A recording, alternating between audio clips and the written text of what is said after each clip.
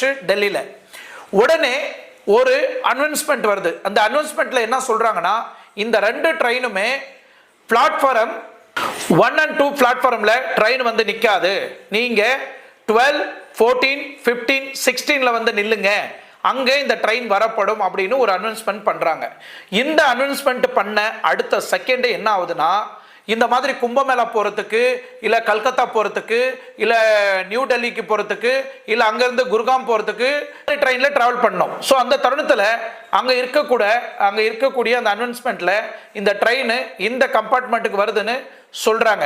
சொன்ன அடுத்த செகண்ட் என்ன ஆகுதுன்னா, இந்த 1 and 2ல இருக்கக்கூடிய பிளாட்ஃபார்ம்ல இருக்கக்கூடிய மக்கள் எல்லாமே உடனே இந்த 12, 14, 15 பிளாட்ஃபார்த்துக்கு வராங்க. எப்படி வராங்க? ஸ்டேர்கேஸ்லயோ இல்ல அந்த லிஃப்ட்லயோ வரல.